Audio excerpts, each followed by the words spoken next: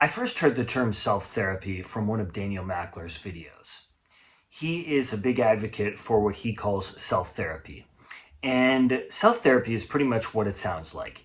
It is self-awareness work, self-healing work done on one's own without a therapist.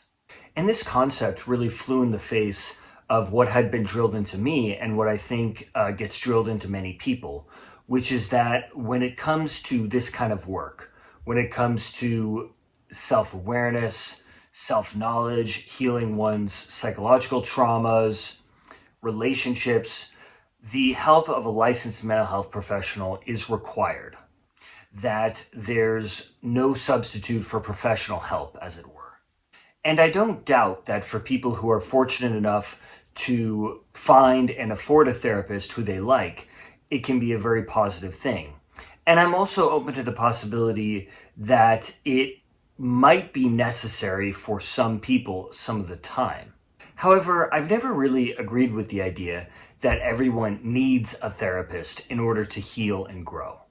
I think this idea doesn't reflect reality, and I think it's harmful for many reasons. Now, before I go any further, I want to offer a quick disclaimer here and say that none of this is intended to discourage anyone from seeking the help of a licensed therapist or any other mental health professional.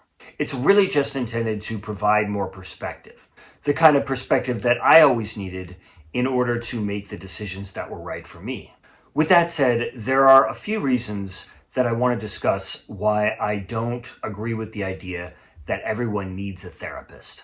The first and most important one probably is that it hasn't been my experience at all. I have healed and grown more than I could have ever imagined. And I feel pretty confident in saying that most of that was done on my own. Most of that was done with self-therapy, with self-awareness. It wasn't done with a therapist. Now, I did see a few therapists who were helpful. I saw many more therapists who were extremely unhelpful and at times very harmful. I did see a few therapists who were helpful, but mostly the reason they were helpful was because they helped me regain confidence in my own perspective, in my own self-healing abilities, which was really necessary because I had been so indoctrinated into thinking that I couldn't trust myself, that I needed to be dependent on a therapist. And I also consider it sort of dumb luck that I found these therapists that were so great. And I also didn't see them very much. They were a very small part of my overall healing journey, though I am very grateful for them. But many more therapists I encountered were pretty harmful. At times, they were just kind of useless and a waste of money, but often they were actively counterproductive. And I've also found non-therapists helpful as well, various alternative practitioners operating in this space. And also just various mentor type people have been really helpful for me in my journey as well. So the point is, I don't think that a therapist is necessary, and I also think that non-therapists can be helpful as well.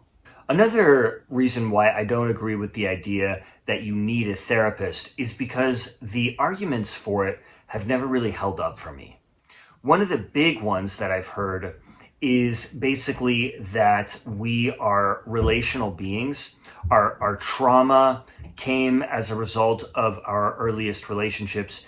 And so in order to heal, we need to heal in the context of relationships.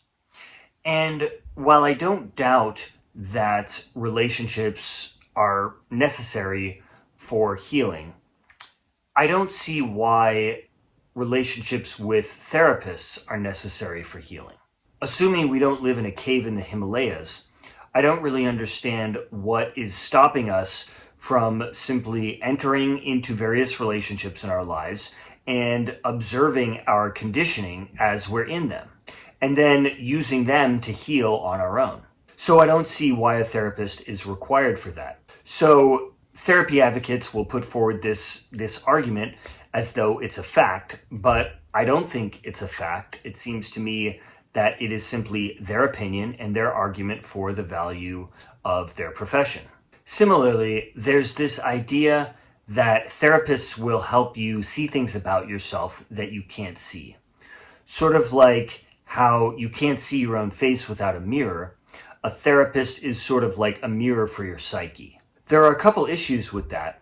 First of all, to the degree that they are a mirror, they are people with their own flaws and unfinished business and biases. So they're sort of like a funhouse mirror.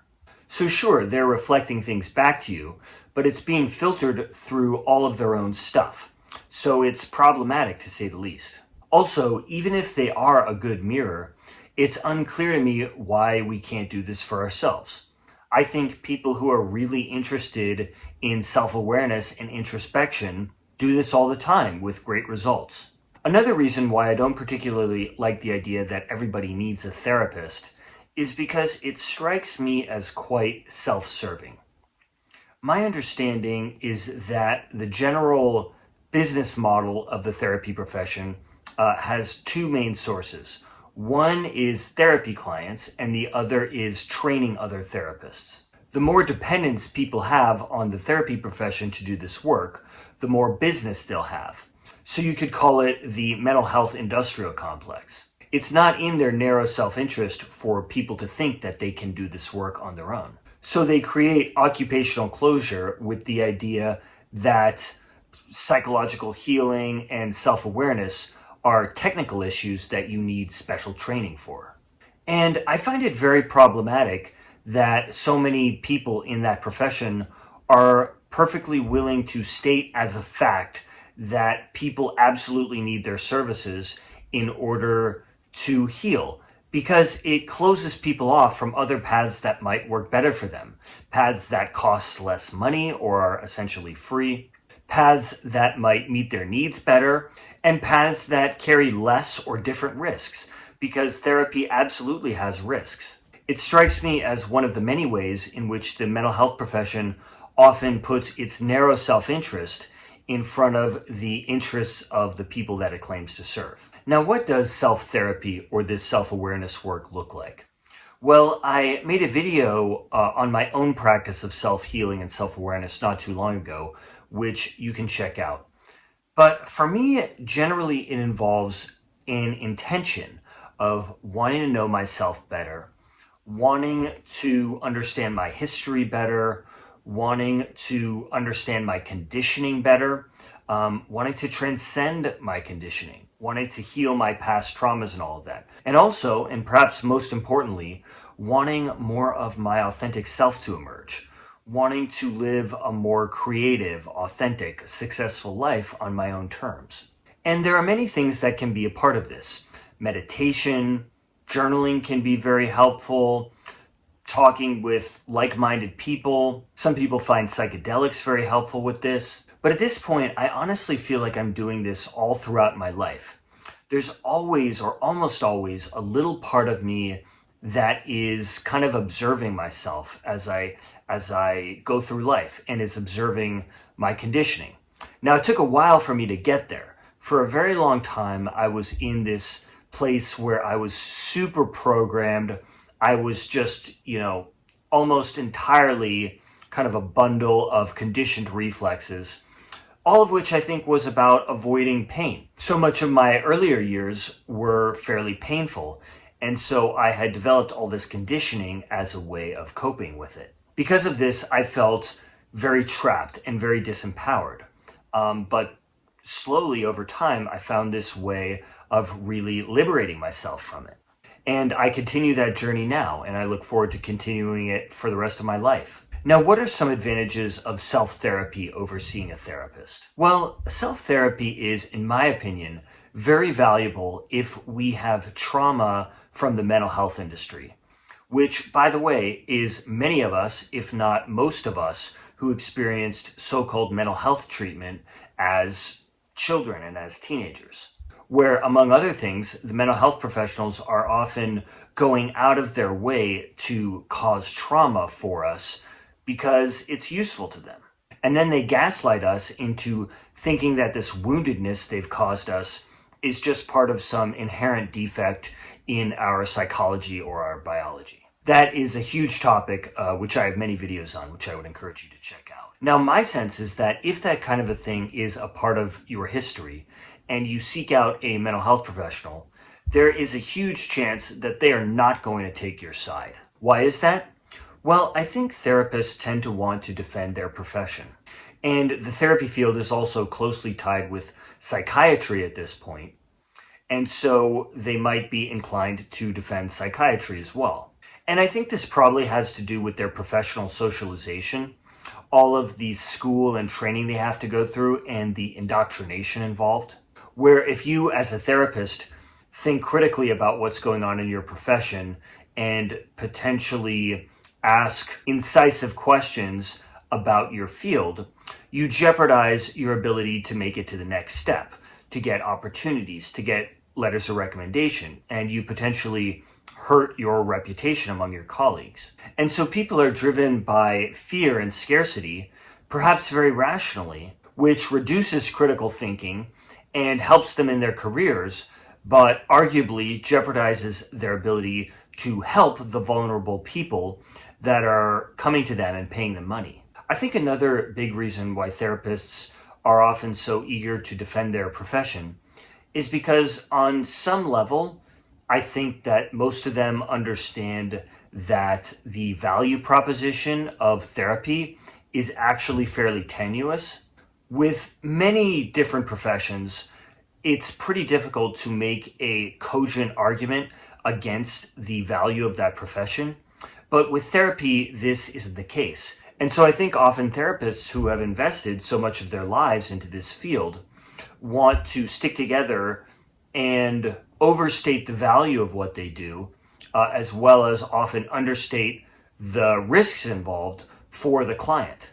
With self-therapy, you don't have this external authority who might be undermining your ability to own what happened to you and really heal from your own trauma from the mental health industry.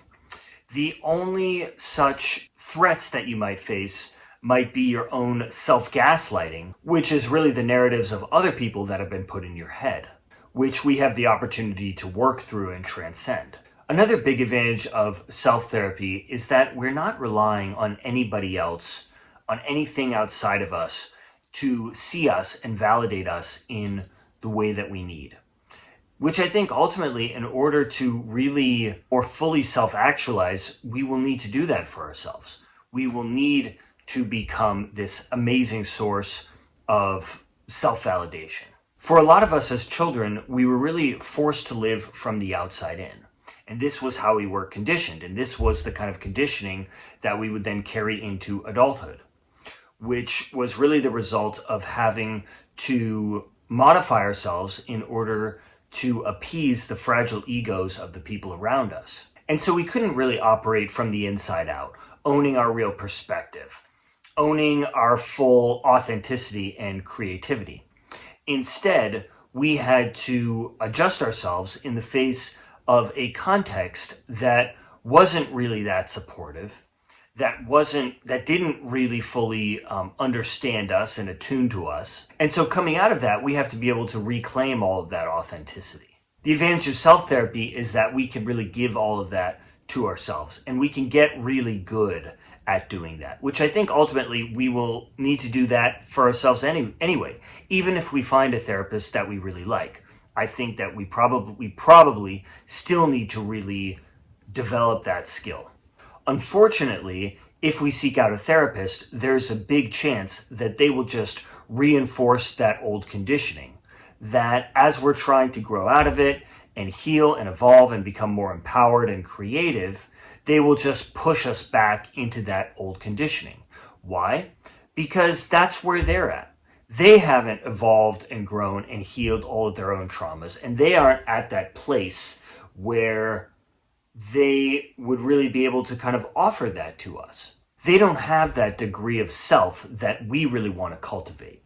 And for me, this really gets back to one of the main beliefs that was forced onto me as a teenager by licensed therapists, which was that I basically can't be trusted to govern my own inner world. I need a licensed therapist for that. Their message, and I think probably their sincere belief, was that I was essentially pathological at my core, and I needed them to be able to essentially fix me. And even at the time, there was a big part of me that knew full well that these therapists were far more screwed up than I ever was. And I eventually realized that they were really just getting in the way of my own healing and the development of my real self. Another big advantage of self-therapy over seeing a therapist has to do with the way that so often therapists will interpret your problems. This is something that I've experienced with many, if not a majority, of the mental health professionals that I've encountered in my life, which is that they individualize problems that are really about your environment. In other words, they interpret the problem as being about you and your psychology when it's not about that at all. It is about the people around you and your environment, and you're simply in that setting responding to it. This is one of the key ways that as a teenager, I really lost myself because mental health professionals that I was around were very relentless in doing this to me. And my understanding is that to a significant degree, the mental health industry is set up this way. Doesn't always happen, but it happens a lot. In therapy, they make it about you and your psychology and act to deny the truth of your life. While in psychiatry, they make it about you and your biology and then act to deny the truth of your life. And even on their own terms, they're wrong. Like, even if the real problem were about your psychology and your biology, they're wrong about those things. But of course, these interpretations just serve to disconnect us from the truth of what is really happening to us, which just piles on a ton more trauma on people that are already vulnerable and makes it way more difficult for them to navigate their lives and to heal. So for example, I remember when I was in so-called mental health treatment as a teenager, and I was experiencing the standard experience there, which is that these clinicians and these staff there make your life an absolute living hell and go out of their way to make you suffer because this is their idea of mental health treatment.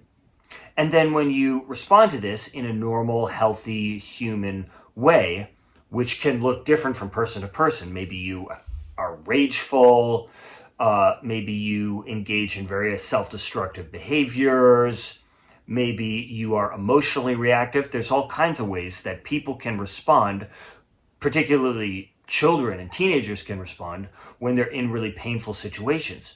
Well, then they make it about you and they'll say things like, well, what's that about for you? Like, that was a big one. They would always ask that. And you can't respond truthfully and say, well, you are oppressing me and you're causing suffering and you are abusing me and other people. And so that's what it's about for me. Instead, you have to basically answer totally inauthentically and give them the answer that you think that they want to hear in order to appease them and in order to move through this so-called treatment. Another example of this phenomenon of therapists interpreting your real life problems as a psychological problem that you have happened to me a bit later in life when I was an adult, where I saw this therapist and I was talking to this person about my life. I was sharing my perspective on a lot of different things. And then this therapist made these interpretations about what was going on for me that were totally off base. And so then I very calmly said that I disagreed, said that I thought that they were wrong. And then this person doubled down on it. And then I got a little bit annoyed. Still very calm, but then got a little bit annoyed. And then this therapist asked, do you feel misunderstood often? But of course, the issue in that situation was not whether or not I feel misunderstood often. The issue in that situation was the fact that in that situation there, I was being misunderstood. And the issue is what that brings up for me and how I deal with that situation. But of course, again, this therapist was interpreting my issue as being about something to do with my psychology rather than something to do with what I was actually facing there. And this is a real problem because what it means is that these mental health professionals at scale are basically distracting us from real issues in the world, whether they be real large social issues or even smaller ones like our relationships, how our relationships work, our families, etc. They're distracting us from that, and they're forcing us to kind of turn inward and sort of make it about something about ourselves that isn't actually real, and then kind of adjust ourselves to that situation. So it's a pretty toxic thing. And last point I'll mention on this is that I think this is a big way that in general, the mental health system and mental health professionals avoid accountability. It's how they avoid accountability for harming people, for not providing any value, is they can always just make it about you because they're the one in the position of authority. They're the one that's healthy in that relationship. They're the one that, has the more healed psychology, and they're the expert. They're the one with the training. They're the one with the backing of society. And so it's really easy for them to just make it about the client. And with self-therapy, you don't have to deal with this kind of crap. You can really, again, self-validate. You can really own the truth of what's going on for you and what's going on for your life and what your history looks like. You can really own that for yourself. And you can really reconnect with your inner compass without an external authority breaking your connection to yourself. So these are some advantages of self-therapy over seeing a therapist. Again, it's not to say that seeing a therapist or another licensed mental health professional can't be helpful. It's not to discourage anybody from that. It's simply to say that there are other options. And I think it's really good to know all of the options that are available to us, particularly when we are led to believe that our options are much more narrow than they really are, in my opinion. So I really hope that you enjoyed this video and found it helpful. Thank you so much for watching it to the end. Please consider sharing it with others. It would really do my heart good to know that other people are seeing this, that people who might need it are getting it. So I'd really appreciate your help with that. Please subscribe to the channel if you haven't done so already. Thank you again, and I look forward to having you for the next one.